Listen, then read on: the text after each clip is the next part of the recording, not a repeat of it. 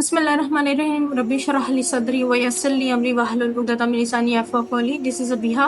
और आज जो सूरह मैं डिस्कस कर रही हूँ वो कुरान पाक की चौथी सूरह है, सूरह निसा, जिसका मायनी है औरत। निसा जो है वो औरत को बोलते हैं अरबी में। और इसकी ये सूरह जो है वो मदनी है और इसकी 176 आयात है और 24 रुकू हैं।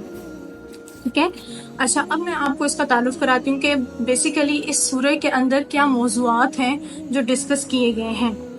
अच्छा, इसमें जो है सबसे पहले जो रसूल पाक सल्लल्लाहु अलैहि वसल्लम जो है वो जब मदीना मुनव्वरा हिजरत कर गए थे तो उसके इब्तदाई सालों में ये सूरह नाजिल हुई थी और इसका ज़्यादातर हिस्सा ग़ज़वा बदर जो है उसमें नाजिल हुआ। ठीक है।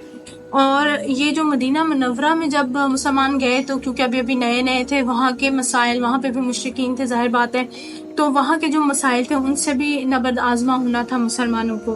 तो तब ये सूरह नाजिल की गई जिसमें बेतहाशा आपकी विरासत के आपके, क्योंकि जंग बदर में बहुत से लोग शहीद हो गए तो लोग बच्चे यतीम हुए, औरतें बेवा हुई, तो उनकी जायदाद के मसाइल वो किस तरह से हैंडल होंगे, वो सारा कुछ इसमें डिस्कस किया गया।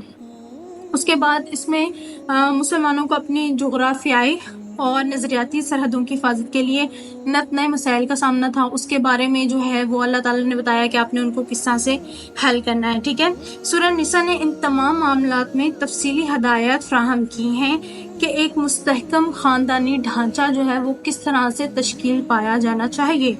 ठीक है। क्योंकि एक औरत का जो है वो आपके ख़ानदान में या आपके माशरे में जो है वो एक बड़ा ज़बरदस्त किरदार होता है। तो इस वजह से इसका जो मौजू डिस्कस है वो जो है ना वो ज़्यादातर औरत है। औरत के मामले में औरत के मसाइल, तलाक़ के मसाइल, उसके आपके साथ रहने के मसाइल, उसके बाद आपके मरने के बाद जायदाद के मसाइल, तो वो सब चीज़ें औरत के अपने जो वफ़ात के बाद जायदाद जो है उसके किस तरह से तक़सीम होगी, उसके मसाइल, वो सब इसमें डिस्कस किए गए हैं।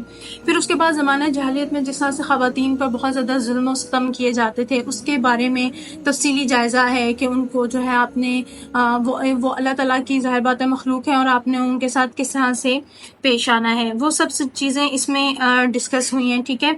और उसके बाद जो है वो मियाँ बीवी के हकूक़ मुतय्यन किए गए हैं, आपस में एक दूसरे पर उनके क्या हकूक़ ज़ौजियत हैं वो बताए गए हैं।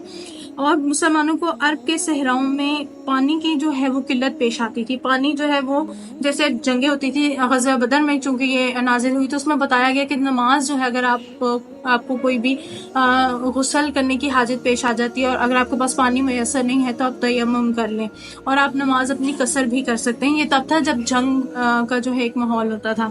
उसके बारे में सारा इसमें डिस्कस किया गया कि क्या जिस तरह से करना है। उसके बाद जो मदीना मुनव्वरा में बसने वाले यहूदी थे उन्होंने हज़रत सल्लल्लाहु अलैहि वसल्लम के बारे में बहुत ज़्यादा साजिशें करना शुरू कर दी थी, क्योंकि ज़ाहिर बात है ये नए लोग थे और मक्का से उठ के हिजरत करके मदीना आए, तो ये चीज़ भी उनके लिए ज़रा एक्सेप्ट करनी मुश्किल हो रही थी और इन्हें जो है राह रास्त पर आने की तरगीब दी गई इसमें जो है ना यहूदियों को कि आप जो है ना वो अक्ल करें और उनको जो है वो तंग ना करें रसूल सल्लल्लाहु अलैहि वसल्लम को, क्योंकि वो ऑलरेडी हिजरत करके तशरीफ़ लाए हैं। ठीक है। और ईसाइयों को जो है वो इसमें बहुत तंबीह की गई। सूरह बकरा में भी आपको पता है कि यहूदियों के बारे में ज़्यादा जिक्र था, फिर अल इमरान आई, इसमें ईसाइयों के बारे में जिक्र था। ये जो आपकी स्पेसिफिक आपका जो है एक जो सूरह निसा है उसमें उनको ये जो वो उन्होंने बना लिया था कि जो हज़रत ईसा हैं वो अल्लाह ताला के बेटे हैं। हज़रत मरियम पर भी बहतान लगाया गया, इसके बारे में बड़ी वईद उनको दी गई कि अल्लाह ताला बेजार है इन चीज़ों से कि तुम उसके ऊपर जो है वो फरिश्तों को कभी उसकी बेटियां बना देते हो और कभी हज़रत ईसा को उनका बेटा बना देते हो। तो ये सारे जो है वो इससे रिलेटेड मसाइल थे। इसके बाद सियासत और हुक्मरानी से रिलेटेड सारे मसाइल जो हैं वो इसमें बताए गए। फिर उसके बाद अगर कत्ल आम हो जाता है, ये कत्ल कर देता है कोई शख्स किसी को, तो उसके क्या हकूक़ है, क्या किस तरह से आप उसको जो है फैसिलिटेट करेंगे। अगर आपने किसी का कोई बंदा नाहक कत्ल कर दिया है तो आप उसके वर्सा को जो है वो उसकी जो है वो क़सास अदा करके भी, या तो जान का बदला जान है या क़सास अदा करके भी आप इस मामले को रफा दफा कर सकते हैं अगर वो इस चीज़ के लिए एग्री होंगे तो। اچھا جی، اس کے بعد اس میں جو ہے قتل کے بعد پھر سزائیں، مختلف طرح کی سزائیں ہیں وہ بتائی گئیں کہ کس کون سے جو ہے وہ معاملہ جو ہے اگر قتل کا ہو جاتا ہے تو اس کی کیا سزا ہے، وہ اس میں بتایا گیا ہے۔ پھر اس کے بعد مسلمانوں کو یہ کہا گیا کہ رسول پاک صلی اللہ علیہ وسلم کی جو بھی بات ہے اس کو آپ اپنے من و ان اس کو قبول کریں، جس طرح سے وہ بتا رہے ہیں، کیونکہ وہ میری بات آپ کو بتا رہے ہیں، ٹھیک ہے۔ اس کے بعد خاندانی نظام میراث کے بارے میں صحابہ کرام نے حضرت صلی اللہ علیہ وسلم سے متعدد سوالات اس میں پوچھے، ٹھیک ہے، اس کا سب کا جواب اس میں دیا گیا ہے، ٹھیک ہے۔ شروع میں تقویٰ کا حکم دیا گیا اور یہ کہا گیا کہ تقویٰ پہ قائم رہو، یہ تمہیں کامیابی کی طرف لے کے جانے والی چیز ہے۔ اب میں آپ کو اس میں تھوڑا سا بتاتی ہوں کہ کس طرح سے جو ہے جائیداد کی تقسیم کا ایک ذکر اس میں موجود ہے۔ تو اس میں یہ بتایا گیا کہ اگر ایک آدمی ہے اور وہ فوت ہو جاتا ہے، ٹھیک ہے، اور اس کی جو ہے وہ اولاد ہے، تو بیٹے کو جو ہے وہ ایک حصہ، اور جو بیٹیاں ہیں یعنی کہ بیٹیوں کے مقابلے میں آدمی کا 2 گنا حصہ ہوگا، ٹھیک ہے، بیٹی کا 1 حصہ، آدمی کا 2 حصے، ٹھیک ہے۔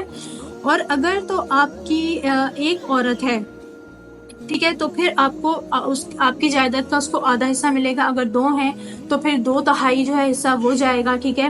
اور اگر آپ کی جو ہے وہ ماں باپ زندہ ہیں، ٹھیک ہے، تو اور اولاد کوئی نہیں ہے اور آپ نے کوئی وصیت نہیں کی اور قرض کی کوئی ادائیگی نہیں ہے، تو اس کے بعد آپ کی جو والدین ہیں ان کو ترکے کا 6واں حصہ ملے گا، ٹھیک ہے۔ اور اگر آپ کی اولاد موجود ہے تو آپ کی جو ماں ہے وراثت میں، اگر والدین ہی آپ کے وہ وارث ہیں، تو ان کو جو ہے آپ کی جائیداد کا 1/3 حصہ ملے گا۔ اور اگر بھائی بہن بھی ہوں، ٹھیک ہے، تو پھر ان کو ملنے کے بعد جو ہے ماں کو آپ کو پھر 6واں حصہ ملے گا۔ اچھا، اور اس کے بعد جو ہے آپ کا جو عورت ہے، اگر عورت جو ہے وہ مر جاتی ہے تو پھر کیا اس کی جائیداد کیسے تقسیم ہوگی؟ کہ جو عورت کا جو حصہ ہے اس کا اگر شوہر موجود ہے تو اس کو اس کا آدھا حصہ ملے گا، ٹھیک ہے۔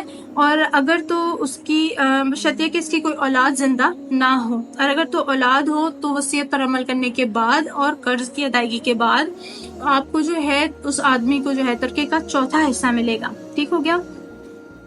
اور اس کے بعد جو ہے اگر آپ جو ہیں وہ مر جاتے ہیں، یعنی کہ شوہر مر جاتا ہے، تو اگر 4 عورتیں تو 1/4 حصہ، اگر 3 ہیں 1/3 حصہ، اگر 2 ہیں 2/3 حصہ، اور اگر 1 ہے تو اس کو آدھا حصہ ملے گا۔ اس طرح سے جو ہے آدمی کی جائیداد جو ہے وہ عورت میں تقسیم ہوگی اگر اس کی 3 یا 4 عورتیں ہیں، ٹھیک ہے۔ اور اگر اولاد موجود ہے تو جو آپ کی بیوی ہے اس کو ترکے کا 8واں حصہ ملے گا۔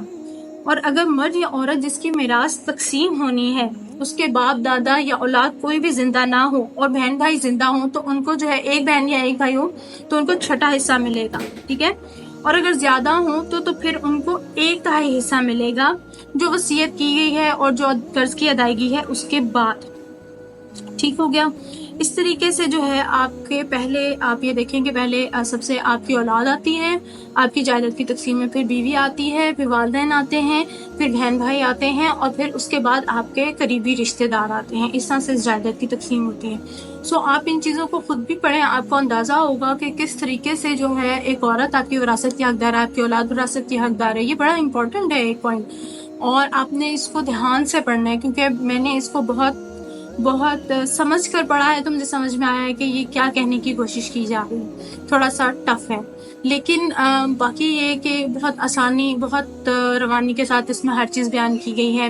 اور قرآن کی سب سے مزے کی بات جو اب تک میں نے اس کو پڑھا اور سمجھا ہے، تو اس میں مجھے یہ لگتا ہے کہ جہاں جہاں اللہ پاک آپ کو زیادہ غصے میں بات آ رہے ہیں، کوئی وعید کر رہے ہیں، اس کے فوراً بات کہتے ہیں کہ جو اللہ جو ہے وہ بڑا مہربان اور رحیم، اللہ جو ہے وہ بہت مہربان اور رحیم ہے۔ تو آپ اس چیز کو سمجھیں کہ آپ کا جو رب ہے وہ آپ کے ساتھ انتہائی محبت کرتا ہے، تو گھبرانے کی ضرورت نہیں ہے۔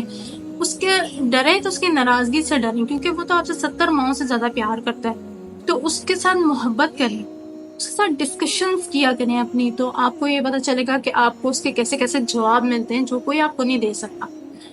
میری یہ چھوٹی سی کوشش ہے، یقیناً آپ کو پسند آئی ہوگی۔ یہ سورہ نساء ہے، خواتین کو ضرور پڑھنی چاہیے، ان کے بہت سارے حقوق اس میں بتائے گئے ہیں، انہیں خود ہی اپنے حقوق کا نہیں پتہ، انہوں نے پڑھا ہی کبھی کچھ نہیں کہ دین ان کے بارے میں کیا بات کر رہا ہے، نہ آدمیوں نے پڑھا ہے، ان کو بس اپنا ایک ہی حق پتہ ہے کہ ہمیں 4 شادیوں کی اجازت ہے، اور 4 شادیوں کے بارے میں بھی یہاں پر یہی کہا گیا ہے کہ اگر تو آپ ان میں بیلنس کر سکتے ہیں تو پھر 4 کریں، ورنہ ایک ہی کافی ہے۔ تو یہ چیز بھی ذرا ذہن میں رکھیے اور خواتین جو ہیں وہ اس کو پڑھیں تاکہ ان کو پتہ چلے کہ ان کا رب ان پہ کتنا مہربان ہے. لوگ مہربان ہیں یا نہیں ہیں لیکن ان کا رب ان پر کتنا مہربان ہے. تو اگر آپ کو میری ویڈیو پسند آئی اس کو لائک کریں، شیئر کریں، اس انفارمیشن کو زیادہ سے زیادہ لوگوں تک پہنچائیں، کیونکہ میں بڑی محنت کے ساتھ یہ کام کر رہی ہوں، کیونکہ میں خود بھی پہلی دفعہ کر رہی ہوں. تو آپ لوگوں کی دعائیں مجھے چاہیے.